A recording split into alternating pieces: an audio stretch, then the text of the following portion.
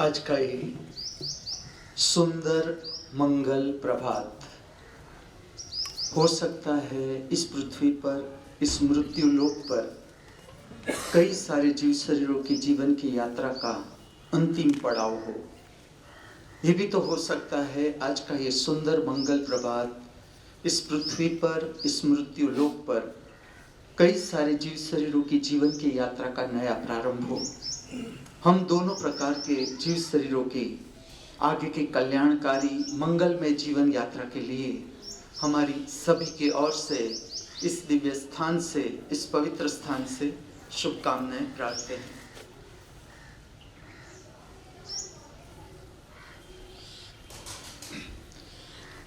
दिव्य वाणी के श्रवण की ओर आप चाहे प्रवेश करें, इससे पहले अंतर्दर्शन की प्रक्रिया जिसकी क्षमता है पद्मासन या इंडियन वज्रासन, जापानीज वज्रासन, गौमुखासन, सिद्धासन या फिर सुखासन।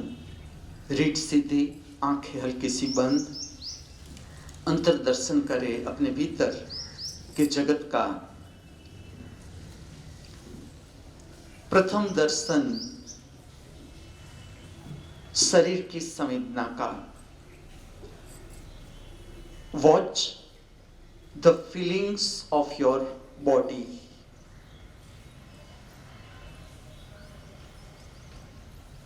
अच्छी बुरी जैसी भी संवेदनाएं हैं शरीर की, शरीर में कहीं पीड़ा की तरंगे उठ रही है, परिचित हो।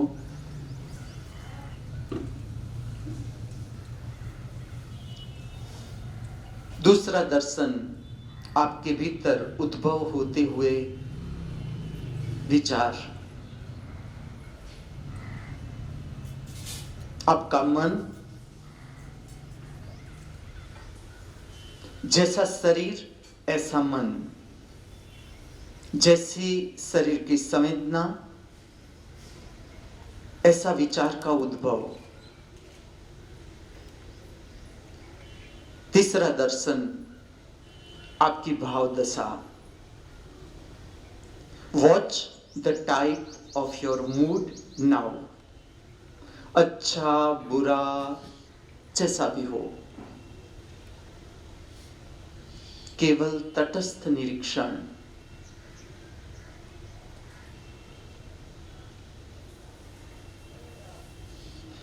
जैसे शरीर की संवेदना ऐसे उद्भव होते हुए विचार, जैसे विचार ऐसी भाव दशा, जैसी भाव दशा ऐसे विचार, जैसे विचार ऐसी शरीर की संवेदना। चौथा दर्शन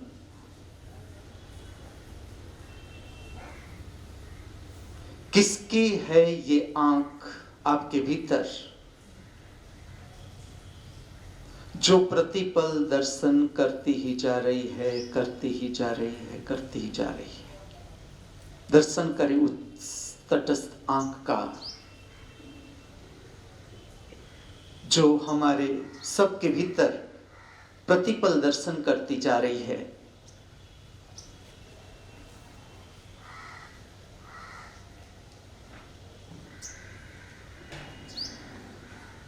सब इंसान से जो मेरा प्रथम प्रश्न होगा वो होगा,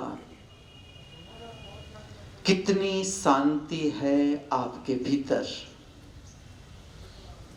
शरीर के तल पर, मन के तल पर, भाव के तल पर। कितना उत्साह है जीवन जीने का आपके भीतर, कितना उल्लास है आपके भीतर।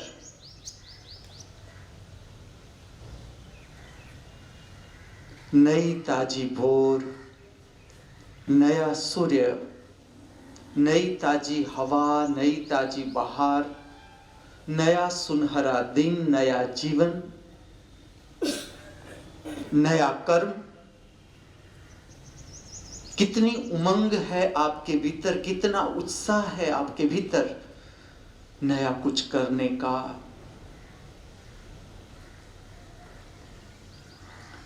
Why I am here in the small village named Bhatli of Bargarh district in Odisha state.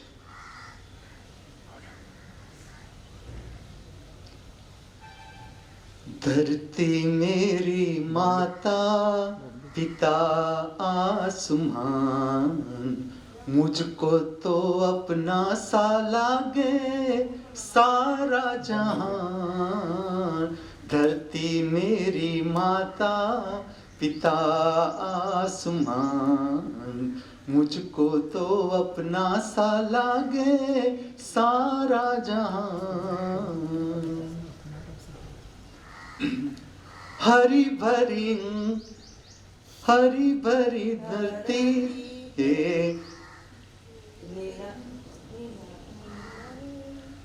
The school of environmental science. आज का जो विषय है दिव्यवाणी का, वो है the use of toilet cleaner.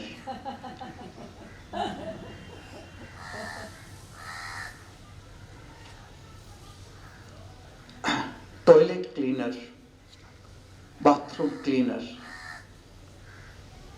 आपको हंसी भी आएगी कि ये सब्जेक्ट कहाँ आध्यात्म, आत्मा परमात्मा की बातें, और कहाँ use of the toilet cleaner.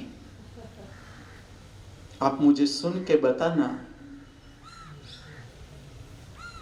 कि ये जो बात है सही है या गलत है। Use of toilet cleaner, bathroom cleaner, room cleaner, detergent. This is the subject from the School of Health and Nutrition and related with the School of Environmental Science। कल मेरी अजय और सविता से बात होती थी। मेरा जो बाथरूम है या टॉयलेट है वो तो मैं अकेला ही यूज करता हूं, कोई और नहीं है। तो मैंने उन लोगों को कहा कि जो आप हार्पिक इतना यूज कर रहे हो, एसिड, वो इतना यूज करने की जरूरत नहीं। आप खुद सोचो,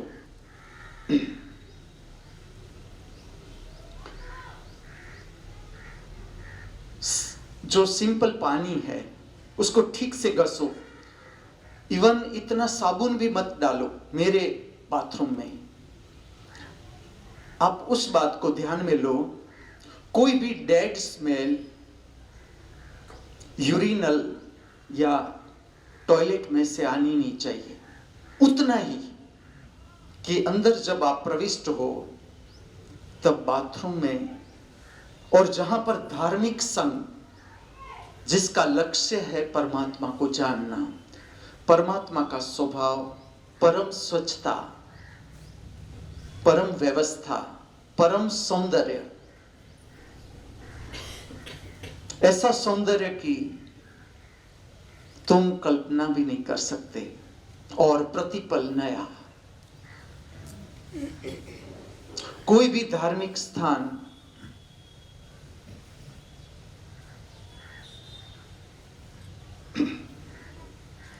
का स्टैंडर्ड क्या है आपको समझना है या जानना है, तो वहां की स्वच्छता देखना।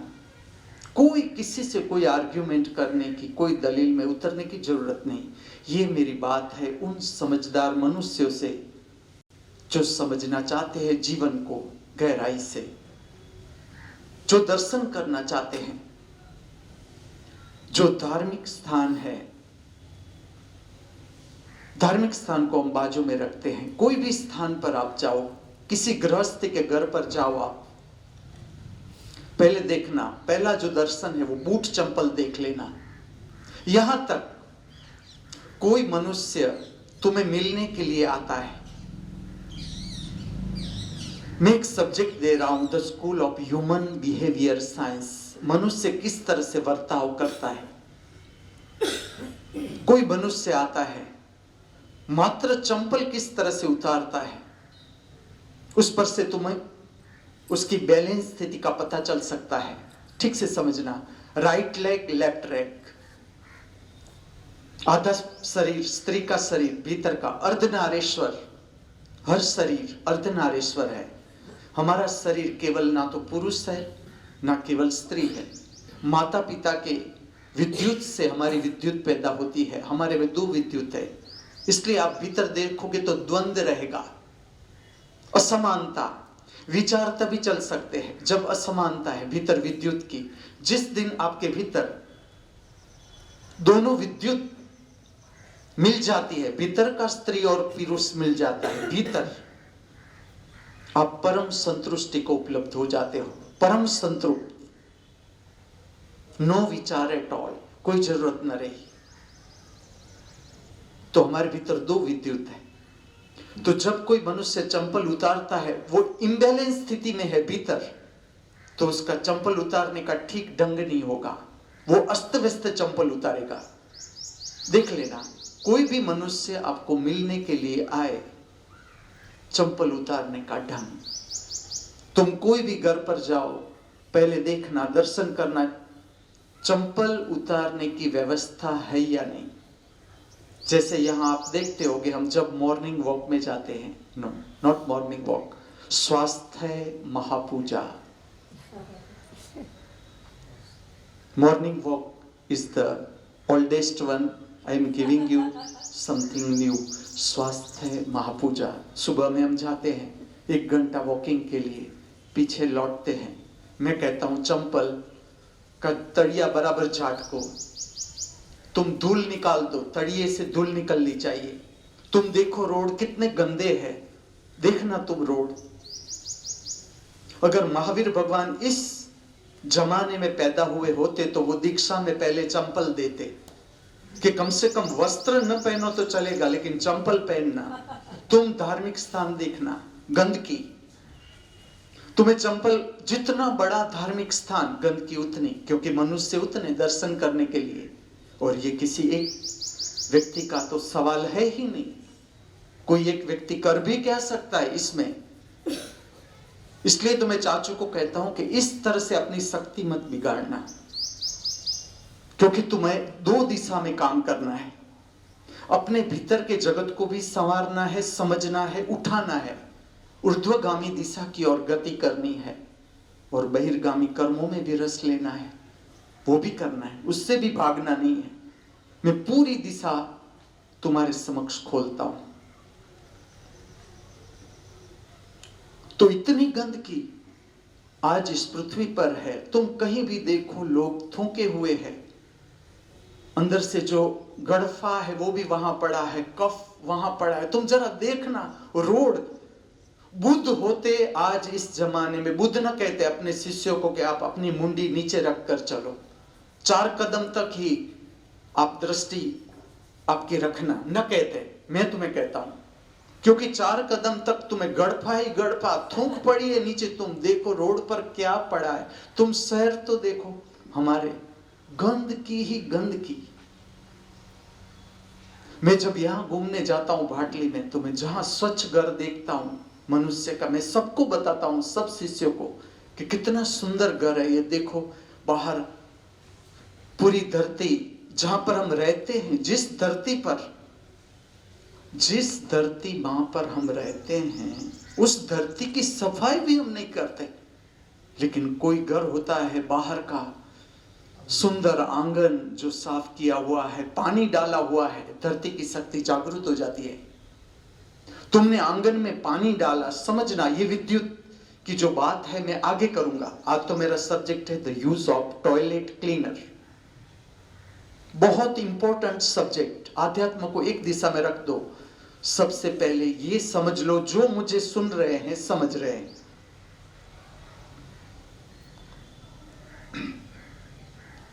जो दूसरा दर्शन है, किसी भी घर में जाओ उसका टॉयलेट बाथरूम देख लो कि कितना स्वच्छ है टॉयलेट बाथरूम। तुम्हें घर की स्थिति समझनी है, घर में ठहरे हुए लोगों की जागृति देखनी है, यहां से पता चल जाएगी। कभी ऐसा नहीं हो सकता कि तुम्हारे भीतर ऊर्ध्वगामी दिशा में शक्ति जा रही है और तुम गंदे हो। नाटक कर सकता है कोई, लेकिन भीतर से वो गंदा नहीं हो सकता, क्योंकि भीतर ही परम शक्ति का जब प्रागट्य होता है, शुद्धता के बिना ये संभव ही नहीं। परमात्मा का दर्शन शुद्धता के बिना संभव ही नहीं। आप चाहे कितनी ही खोज के बताओ मुझे, जो खुद आप जो शरीर है, हमारा शरीर, वहां से शुरू करो। हमारा जो शरीर है उसने खुद ने बनाया हुआ शरीर। मैं तो मंदिर कहूंगा तो अपने शरीर को ही मंदिर कहूंगा। ये शरीर स्वयं मंदिर, हमारा हृदय उसका निज मंदिर। परमात्मा आएगा तो हमारे बनाए हुए धार्मिक स्थानों में नहीं आएगा। वो जब भी आया इस धरती पर उसने कदम रखा, उसने अपने बनाए हुए हृदय में पहला चरण रखा। जिसने भी जाना परमात्मा को, उसने बाहर नहीं जाना। जिसने भी परमात्मा को जाना आज तक इस जगत में, उसने अपने हृदय में जाना। क्यों? क्योंकि वो आएगा तो अपने ही बनाए हुए मंदिर में ठहरेगा। किसी भी घर की स्थिति देखनी है, कितनी जागृति है, कहां पर है घर का लेवल, मैं तुम्हें बताता हूं। पहले देख लो चंपल की व्यवस्था है कि नहीं, प्रथम। सेकंड, आप उसका यूरिनल बाथरूम, दुर्गंध नहीं आनी चाहिए। दुर्गंध जो है वो नकारात्मक शक्ति पैदा करती है। नकारात्मक शक्ति का अर्थ है क्रोध, घृणा, ईर्ष्या, तिरस्कार, कामना, वासना, जो तुम्हें हैरान कर रही है, भय, चिंता, ये सारी नकारात्मक ऊर्जा। नकारात्मक शक्ति का इतना ही अर्थ है जो तुम्हें अपने भीतर हैरान कर रही है। जैसी तुम्हारी स्थिति ऐसे बाहर की वातावरण की स्थिति समझ लेना। जैसे तुम्हारे भीतर का तरंग, इस तरह की आत्माएं तुम्हारे इर्द गिर्द घूमेगी। किस लिए इतना महत्व है मंदिरों में या धार्मिक स्थानों में सुगंध पैदा करने का? क्या महत्व है? केसर जैसी सुगंध आनी चाहिए, गुलाब जैसी सुगंध आनी चाहिए, डॉलर जैसी सुगंध होनी चाहिए। और हम 24 घंटे थोड़े मंदिर में या कोई धार्मिक स्थान में रहते हैं। हम अपने घर में सोते हैं, हम अपने घर में रहते हैं, हम अपने घर में खाते हैं, पीते हैं। तो जहां पर हम रहते हैं उस स्थान को हमें स्वच्छ बनाना सीखना पड़ेगा। जो सुगंध है वो विधायत्मक शक्ति का आह्वान है। विधायत्मक आत्मिक तरंग सुगंधित वातावरण में प्रविष्ट होती है। जहां पर दुर्गंध है वहां पर विधायत्मक शक्ति नहीं जा सकती। आप स्वयं देखना कि कहीं दुर्गंध आ रही है तो क्या आप वहां जाने का पसंद करोगे? चलो आप स्वयं देखना। सूक्ष्म आत्मिक तरंगे है ही है। तुम जानो न जानो, तुम मानो न मानो, इससे सत्य में क्या फर्क पड़ सकता है? जैसे जैसे तुम्हारी आंख विस्तृत होती जाएगी भीतर की, तीसरा नेत्र हम जिसे कहते हैं, तुम्हारी समझ बढ़ती जाएगी, दर्शन की क्षमता बढ़ती जाएगी, अनुभूति की क्षमता बढ़ती जाएगी, तुम्हें ये सारी बातें पता चलने लगेगी कि हमारा जीवन खाली रोटी कपड़ा मकान से नहीं चल सकता। अनेक प्रकार की शक्ति हमारा संपर्क करती, हमें चलाती है। आज का कोई भी इंस्ट्रूमेंट ऐसा नहीं है जिस तरह से हमारा शरीर है। तुम एक भी वायर नहीं, कहीं भी देखो एक भी वायर, कोई भी जीव में बाहर से तुम देखोगे तो ये शक्ति आती कहां से है? कहां पर है इसका प्लग? इतना अद्भुत रहस्यपूर्ण हमारा शरीर। अभी हम बात कर रहे हैं टॉयलेट क्लीनर। किस लिए मैं इतना महत्व दे रहा हूं? मैं मेरा एक अनुभव कहूं। गंगा को हिंदू धर्म में माता कहते हैं, है ही धरती माता, और उससे अपने बच्चों को पानी पिलाने के लिए गंगा का प्रागट्य। अद्भुत रहस्यमय घटना। मैं जब पहली बार गंगा किनारे गया हरिद्वार, तुम्हें तो उसे देखकर जिसने ये अनुभव किया होगा कि प्रथम ही समय जीवन में जब तुम गंगा देखते हो, गंगा बहती हुई गंगा हिमालय में, क्या रोमांच होता है तुम्हारे भीतर। मैंने उधर पानी पिया कि मेरे पेट में गड़बड़ाहट शुरू हो गई। मैंने कहा वाह, गंगा मैया प्रसन्न हो गई। पहले तो ऐसे लगा, लेकिन बाद में पता चला कि ना, ये तो सीवियर डायरिया की तैयारी है। अभी तो पानी पिया था, 1 घंटा भी नहीं हुआ था, और ये तो सब ठीक कर लिया। जो मैं उपाय तुम्हें बताता हूं, डायरिया बिना दवाई का, मैं MBBS नहीं, ना MD ना MS, फिर भी आपको कह सकता हूं डायरिया बिना दवाई कैसे मिटाया जा सकता है, वो तो मैंने ठीक कर लिया। लेकिन जब मैं आगे गया, हरिद्वार से आगे ऋषिकेश, मैं देख रहा हूं गटर के बड़े बड़े बम्बे, उसका काला गंदा पानी गंगा में छूट रहा है, और वो पानी मैंने पिया। तो होगा ही, गटर का पानी तुम पी जाओ और डायरिया न हो तो तुम कंप्लेन करो कि मैंने गटर का पानी पिया और मुझे डायरिया नहीं हुआ। क्या इसके लिए कोई एक मनुष्य जिम्मेवार है?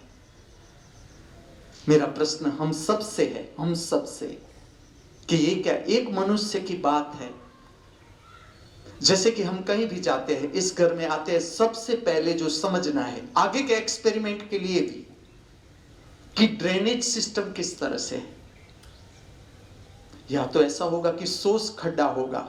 समझना इस बात को, मैं किस लिए मैं सब्जेक्ट ले रहा हूं, the use of toilet cleaner. कहीं भी हम जाए तो उसकी ड्रेनेज सिस्टम 2 प्रकार की होगी, या खड्डे होंगे, खड्डे में पानी जाता है टॉयलेट का, या टॉयलेट जाता है उस खड्डे में, या होगी ड्रेनेज सिस्टम बनाई होगी जिस तरह से शहरों में बनाई हुई है, उसका पानी जाता है नदी में, जिसे एक समय में हिंदू लोग मानते थे कि ये हमारी माता है, इसमें हमारी सारी ड्रेनेज सिस्टम से गंदगी उधर जाती है। आज कोई भी नदी ऐसी नहीं है, इस तरह का पानी है आज नदियों में कि तुम डायरेक्ट स्नान करने जाओगे नदी में, तुम्हें स्किन डिजीज हो सकता है, भयंकर स्किन डिजीज जिसका कोई इलाज नहीं। ये क्या एक मनुष्य की जिम्मेवारी है, ये सफाई। अब क्या होता है, जैसे कि खड्डे में टॉयलेट जाता है, तुम हार्पिक यूज करते हो या एसिड यूज करते हो, माइक्रो ऑर्गेनिज्म मर जाते हैं। जो मल को डीकंपोज करते हैं, जो मल को पूरा डीकंपोज का अर्थ है कि उस मटेरियल को खा जाते हैं, वो उससे वायु बन जाता है या वो जमीन में एब्जॉर्ब हो जाता है, इस तरह से उसके कण कण हो जाते हैं। वो सारे बैक्टीरिया और सूक्ष्म जीवाणु ज्यादा टॉयलेट क्लीनर यूज करने से वो मर ही जाते हैं, चाहे आप ज्यादा करो चाहे कम करो, लेकिन वो मर जाते हैं। और खड्डे में एसिड जाता है, एसिड उसे डीकंपोज करने वाले जो सूक्ष्म जीव है वो मर जाते हैं। तो जो मल है वो ऐसे ही रहता है, भर जाता है, खड्डा डीकंपोज नहीं होता, वो जमीन में फिर से एब्जॉर्ब नहीं होता वो पानी। या समझ लो कि हमारा टॉयलेट का पानी जा रहा है जहां पर ड्रेनेज सिस्टम व्यवस्थित है और नदियों में छोड़ी जा रही है, तो भी बिन जरूरी एसिड, बिन जरूरी डिटर्जेंट इसके अंदर जाएगा और गंदगी और फैलेगी। जितने कम से कम समझदार है लोग, समझदार, उसे समझना इतना है, जब हम साथ में रहते हैं, चलो मेरा तो टॉयलेट और यूरिनल बाथरूम में अकेला ही यूज करता हूं, लेकिन जब समूह में यूज होता है, कोई भी बाथरूम या टॉयलेट यूरिनल जब समूह में यूज होता है, तो सबका शरीर, यहां पर हम कोई नियंत्रण तो रखते नहीं, सब प्रकार के मनुष्य आ सकते हैं, तो उसकी जो दुर्गंध है, उसमें जो दुर्गंध पैदा होती है, वो स्वास्थ्य के लिए ठीक नहीं। स्वास्थ्य आपका खराब हो सकता है। तो यूरिनल में से दुर्गंध तो आनी ही नहीं चाहिए, जरा भी नहीं। जिसे हम दुर्गंध कहे वो यूरिनल या टॉयलेट में से आनी स्वास्थ्य के लिए हानिकारक। और जब तुम आध्यात्म की दिशा में, धर्म की दिशा में काम करते हो, तुम्हारी संवेदनशीलता बढ़ती है। धर्म सर्वश्रेष्ठ जीवन जीने की कला, जीवन का स्वाद पाने की कला, उसे कहते हैं धर्म। तो जैसे जैसे तुम धर्म की दिशा में आगे बढ़ते जाओगे, धर्म की दिशा में आगे बढ़ने का अर्थ है ऊर्ध्वगामी दिशा की ओर जाना। भीतर से तुम्हारे भीतर दो घटना है शक्ति की, समझना। एक नाभि से त्रिनेत्र की ओर, खोपड़ी के ऊपर, मस्तिष्क के ऊपर जाती हुई, आकाश की ओर जाती हुई शक्ति। एक जाती है नाभि से काम केंद्र की ओर, धरती की ओर। अब जैसे जैसे तुम्हारे भीतर की शक्ति ऊर्ध्वगामी होती है, तुम्हारी संवेदनशीलता बढ़ती है। संवेदनशीलता बढ़ने का अर्थ है, मैं कलकत्ता गया था, मनुष्य का जीवन हम देखे, कितनी दुर्दशा, कितनी दुर्दशा। तुम मनुष्य किस तरह से जीता है, तुम कलकत्ता की झोपड़पट्टी देखो।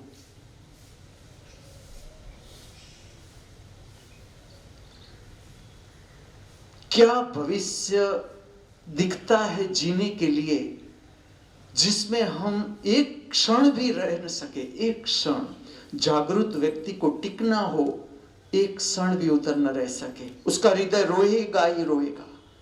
मनुष्य और ऐसा हाल। प्राणी हमसे बेहतर जीते हैं। प्राणी को तुम स्वतंत्र छोड़ दो।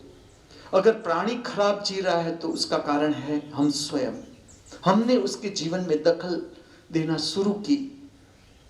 नहीं तो प्राणी अपने ढंग से खूब व्यवस्थित जीता है, प्राकृतिकगत जीता है। लेकिन मनुष्य और इतनी गंदगी में हम जहां खड़े भी न रह सके, वहां लोग अपना संसार बसाए हुए, बाल बच्चे न कुछ खाने को यहां वहां भटक रहे हैं, न कुछ सोने की ठीक से जगह है। तुम आसपास देखो, गंदगी ही गंदगी। गटर का पानी बह रहा है, घर के पास से काली गटर जा रही है, वहां खा रहे हैं मक्खियां, मच्छर। कलकत्ता जरूर जाना, जरूर ये देखने के लिए भी जाना कि कितनी दुर्दशा, मनुष्य की कितनी दुर्दशा। लेकिन ये जड़ता है, ये खुली हुई आंख की निशानी नहीं है, ये सोए हुए मनुष्य की निशानी है। जहां पर भी तुम गंदगी देखो, तुम देखना सुसुप्ति होगी। वहां मनुष्य सुसुप्त है, जागृति नहीं।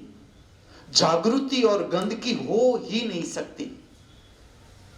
जैसे जैसे तुम्हारी आंख भीतर से खुलती जाती है, भीतर भी स्वच्छता होने लगती है। भीतर परम स्वच्छता के बिना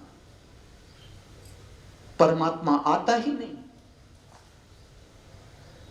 मैं रहस्य बताता हूं किस तरह से परमात्मा को तुम जान सकोगे। तो जो टॉयलेट है जहां पर सब मनुष्य यूज कर रहे हैं, वहां पर सम्यक एसिड और हार्पिक है, इसका उपयोग होना चाहिए। सम्यक, सम्यक का अर्थ है इतना ही दुर्गंध न रहे, दुर्गंध। बाकी पानी डाल के फर्श को ठीक से सफाई होनी जरूरी। क्योंकि तुम जानो न जानो, यूरिनल टॉयलेट का एक संबंध प्रसाद मंदिर से रहता है, जहां खाना बनता है, उसके ऊपर इसका असर आता है।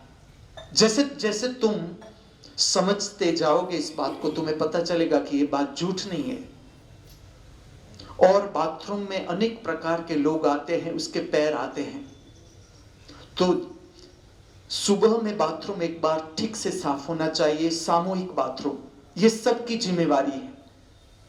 मैं इस तरह का संघ तैयार करना चाहता हूं कि जहां एक दूसरे पर काम की अपेक्षा न डाली जाए कि ये तेरा काम है, तू कर, मैं नहीं करूंगा। ये इस तरह से बात नहीं, मैं खुद कर सकता हूं। अगर आप मुझे स्वतंत्रता दो तो मैं आपका टॉयलेट बाथरूम साफ करके आपको दिखा सकता हूं कि किस तरह से होना चाहिए। पानी ठीक से डालना चाहिए टॉयलेट और बाथरूम में, क्योंकि पानी डिकम्पोज करने में जहां सोस खड्डे हैं हेल्प करता है पानी। और बिन जरूरी डिटर्जेंट वाला पानी गटर में नहीं जाना चाहिए। डिटर्जेंट का यूज जो हम कपड़े के लिए करते हैं, पहले तो शरीर से दुर्गंध आनी ही नहीं चाहिए। साधक के शरीर से दुर्गंध आ रही है, उसका अर्थ है ठीक से शुद्धि नहीं हो रही है तुम्हारे भीतर। और अगर आप डिटर्जेंट का यूज करो, ऐसे मैंने महिलाएं देखी कि जिसके हाथ जल गए डिटर्जेंट से, कपड़े नहीं धो सकती, काम नहीं कर सकती, घर का पूरे हाथ ही जल गए डिटर्जेंट से। इतना डिटर्जेंट डालना नहीं है, इतना कपड़ा धोने में। तुम भारत को समझो, ऐसे ही ये आध्यात्मिक भूमि नहीं कही गई भारत को।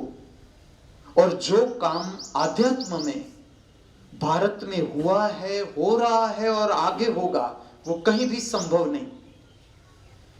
उसका मैं आध्यात्मिक रहस्य कहूंगा कि किस लिए भारत की भूमि आध्यात्मिक भूमि है।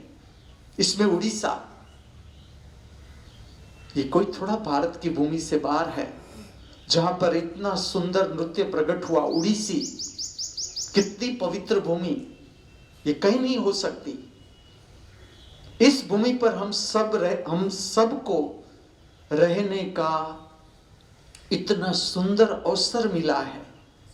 चाहे हमारा 50 लोगों का एक संघ, हम 2 महीना जिए, लेकिन अद्भुत जीना है, बोधपूर्वक जीना है, जागृति से जीना है। खाली जी के लंबा जीवन जीने से तुम ऐसा समझते हो कि संतुष्टि आ जाएगी। संतोष परमात्मा के साथ एक होने का प्रागट्य है, भाव का। संतोष ऐसे नहीं आता। जब तुम परम के साथ तुम्हारे जीव का संबंध बनता है, उस समय तुम्हें संतोष की अनुभूति होती है। संतोष आत्मा का लक्षण है। मन कभी संतुष्ट हो ही नहीं सकता। मन का अर्थ ही है अपेक्षा।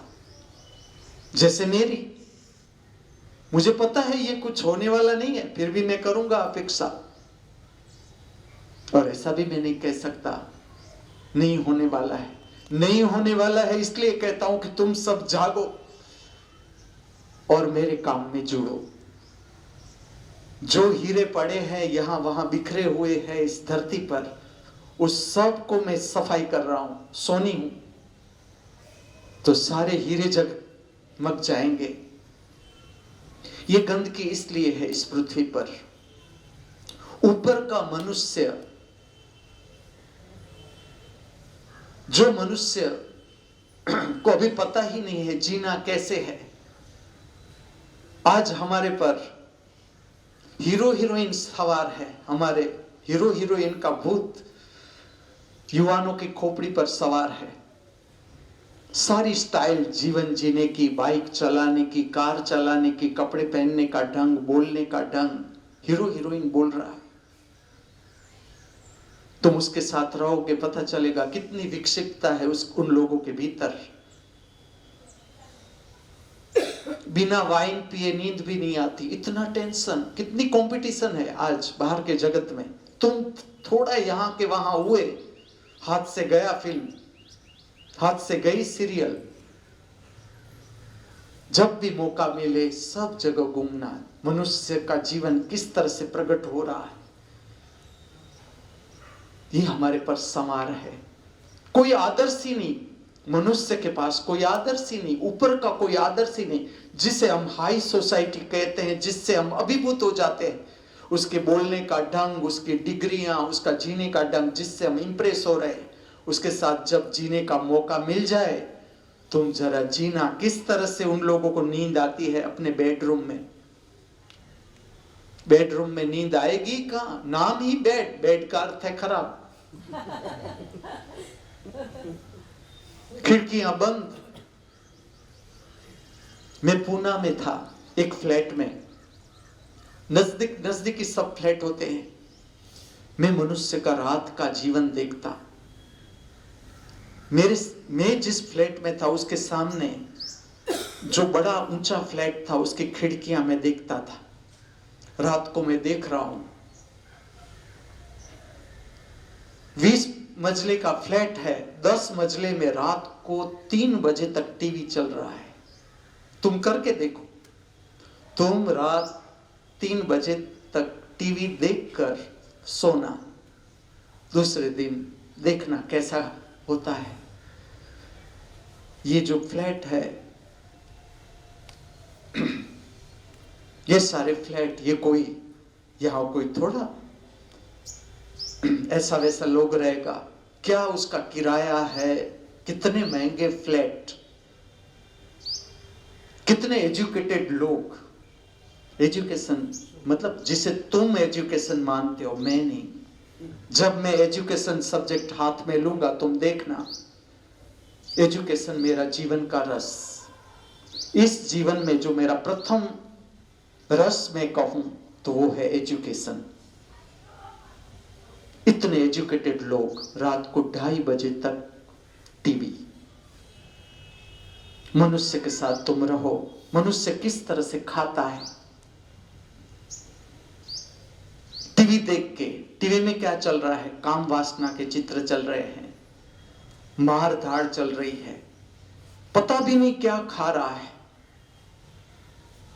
इस तरह से जैसा बच्चा देखेगा, बच्चा देख रहा है अपना बाप टीवी देख के खा रहा है, क्या खा रहा है उसे पता ही नहीं। पति पत्नी के बीच झगड़ा होता है, दोनों एजुकेटेड, हाई डिग्रियां। झगड़ा कब होता है? खाने के समय पर। खाने के समय पर बातें ही ऐसी, झगड़ा हो रहा है। तुम अनाज ले रहे हो, अब तुम जरा देखो, तुम झगड़ रहे हो, भीतर का वातावरण अशुद्ध, झगड़ा चल रहा है, क्रोध।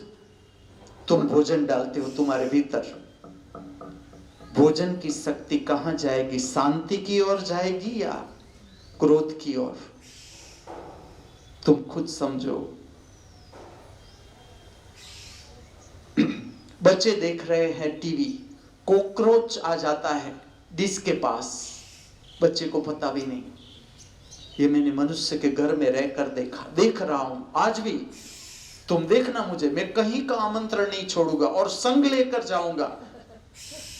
एक कदम मुझे कहीं मिला तो 1 से 2, 2 से 3, क्योंकि मैं तो पूरा जगत जोड़ने वाला हूं। मेरा तो रस है ही नहीं।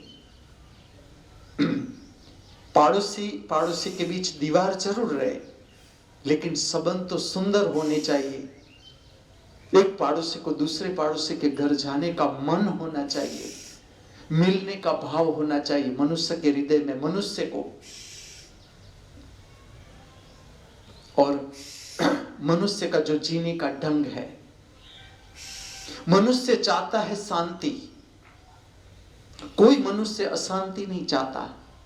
कोई मनुष्य नहीं चाहता कि उसके जीवन में दुख हो, पीड़ा हो, संताप हो, हताशा हो, निराशा हो, चिंता हो, भय हो। लेकिन यही है, जो नहीं चाहते वो है, जो चाहते हैं वो है नहीं। तुम क्या ये मानते हो कि इसका कारण कोई और है? मेरी अशांति का कारण क्या तुम हो? अगर तुम मेरी अशांति का कारण हो और तुम मुझे शांति दे सकते हो, तो वो उधार शांति मुझे नहीं चाहिए, और वो टिकेगी भी नहीं। शांति अंदर से प्रकट होती है, शांति सबके भीतर है, लेकिन हम उसे जानते नहीं। हम मन के पीछे दौड़ते हैं, अपेक्षा के पीछे दौड़ रहे हैं।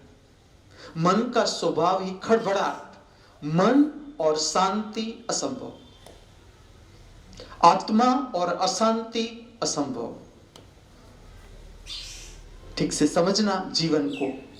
शरीर तटस्थ, शरीर की अपनी कोई इच्छा नहीं, जैसे आत्मा की कोई इच्छा नहीं, शरीर की कोई इच्छा नहीं। शरीर को इच्छा के साथ न लेना न देना। शरीर तटस्थ शक्ति, आत्मा तटस्थ शक्ति। लेकिन शरीर और आत्मा के बीच आ जाता है मन। मन का अर्थ है अपेक्षा। अपेक्षा का अर्थ है कुछ पाना है। जो कुछ है उसमें मैं संतुष्ट नहीं, ये प्रकृतिगत है। मैं इसकी निंदा नहीं कर रहा, मैं इसकी समझ तुम्हें दे रहा हूं। हमारा जीवन किस तरह से है इसकी समझ मैं तुम्हें दे रहा हूं। शरीर तटस्थ। शरीर को भूख लगती है तो उसे बर्गर पिज्जा की कोई जरूरत नहीं, मैदा की जरूरत है ही नहीं। शरीर को ना मांस मच्छी की जरूरत है। शरीर को भूख लगती है, उसे प्राकृतिक जो भोजन है अनाज तृप्त हो जाएगा शरीर। आत्मा की कोई अपनी इच्छा नहीं, लेकिन मन की इच्छा है। तुमने मन की एक इच्छा तृप्त की, मन ने दो इच्छा बनाई कि ये इच्छा तृप्त हो सकती है तो वो भी हो सकती है। तुमने वो इच्छा पूरी की, मन उससे आगे जाता है कि ये भी तो पूरा होना चाहिए। इसके पीछे पीछे पीछे तुम बिखर जाते हो, जीवन हाथ से चला जाता है। तुम देखना वृद्ध लोगों को, तुम मिलना वृद्ध लोगों को, कोई भी वृद्ध तुम्हें आनंदित मिल जाए तो उसे चुकना नहीं। वैसे तो वो ही तुम्हें नहीं छोड़ेगा। आनंदित लोग से बचना, वो तुम्हें छोड़ेगा ही नहीं। तुम उसके पास फंसे कि फंसे ही। तुम देखना वृद्धत्व आज इस जगत में, वृद्धत्व और फरियाद, वृद्धत्व और दुखी, वृद्ध और दुखी। मैं जो विश्वविद्यालय दे रहा हूं ये किताबों का विश्वविद्यालय है ही नहीं। Book is not allowed, you can not keep the book. Latest university of this world, no one can match it. No computer, no mobile for study. क्या स्टडी करना है? Life itself. Life is the syllabus of this university. Each and every incidence related with life is the syllabus of university called महामृत्यु, महाअमृत विश्वविद्यालय। मृत्यु को हम भूल गए। जो शरीर का अंतिम चरण है वो है मृत्यु, उसको भूल गए। इसलिए इतने दुख है, इतनी अपेक्षा है। जब तुम अपेक्षा करो, मैं भी अपेक्षा करूंगा, तुम भी अपेक्षा करोगे, लेकिन मेरी अपेक्षा और तुम्हारी अपेक्षा के बीच उसकी कोई सरखामणी नहीं की जा सकती। और तुम, ये भी बात इसलिए कहता हूं, मैं तुम्हें ऊपर लाना चाहता हूं। अपेक्षा के जगत में मैं तुम्हें ऊपर लाना चाहता हूं।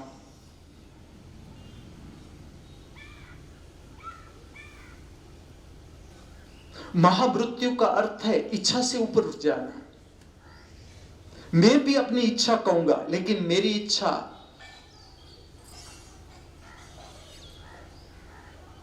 अगर पूरी ना भी हुई तो मेरे भीतर कोई फर्क नहीं पड़ेगा। मेरी इच्छा है कि पृथ्वी सुंदर हो जाए। हमारी सबकी मां है, थोड़ी मेरी अकेली मां है। तुम भी उस पृथ्वी पर चल रहे हो, जी रहे हो, जिस पृथ्वी पर मैं चल रहा हूं, जी रहा हूं। मात्र मैंने अनुभव किया कि ये हमारी सबकी मां है। तुमने अभी वो अनुभव नहीं किया, फिर भी तुम मुझे सुन रहे हो।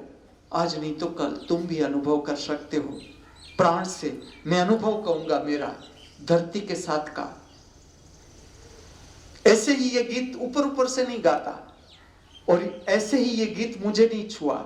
रविंद्र जैन की रचना अद्भुत, और उसने भी यह अनुभव किया कि धरती मेरी माता, पिता आसमान मेरी अपेक्षा है। सुंदर, हर घर सुंदर होना चाहिए मेरी अपेक्षा।